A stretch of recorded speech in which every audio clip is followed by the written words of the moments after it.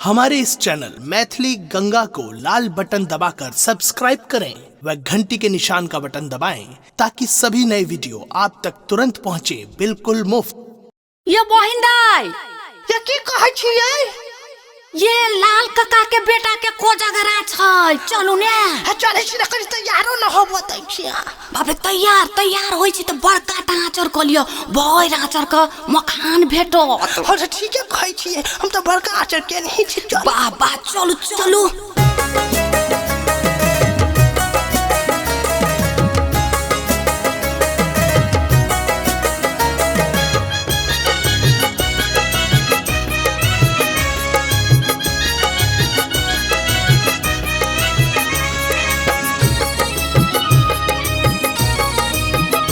अपने सुन रहे छी गंगा कैसेट के प्रस्तुति। बौआ के छियन को जगरा है पूर्णिमा के रात, बौआ के छियन को जगरा है पूर्णिमा के रात।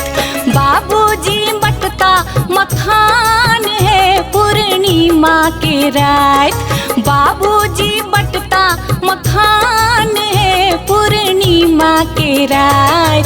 बौआ के छियन को जगरा है पूर्णिमा के रात, बौआ के छियन को जगरा है पूर्णिमा के रात।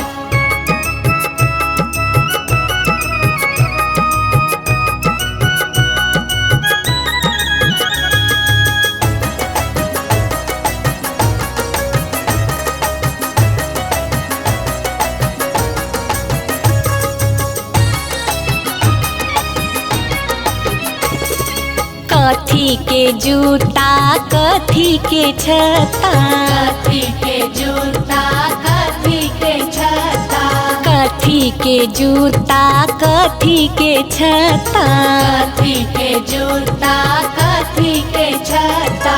कौने खराम चढ़ी चलता है पूर्णिमा के रात, कौने खराम चढ़ी चलता है पूर्णिमा के रात। बौआ के छियन को जगरा है पूर्णिमा के रात, बौआ के छियन को जगरा है पूर्णिमा के रात।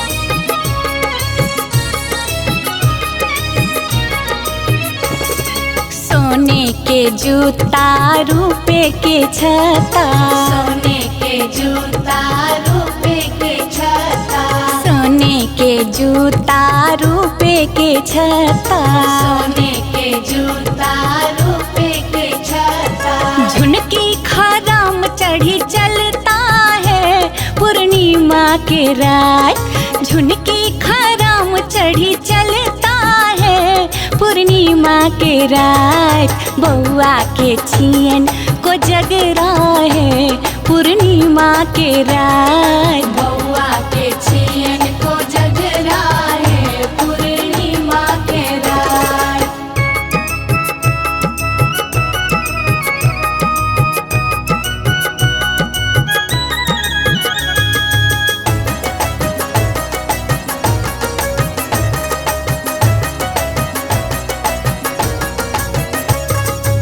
अपने सुन रहे छी गंगा कैसेट के प्रस्तुति। कथी के थारी कथी के कौड़ी, कथी के थारी कथी के कौड़ी, कथी के थारी कथी के कौड़ी, कथी के थारी कथी के कौड़ी। किनका संग खेलता पचीसी है पूर्णिमा के रात, किनका संग खेलता पचीसी है पूर्णिमा के रात। बौआ के छियन को जगरा है पूर्णिमा के रात, बौआ के छियन को जगरा है पूर्णिमा के रात।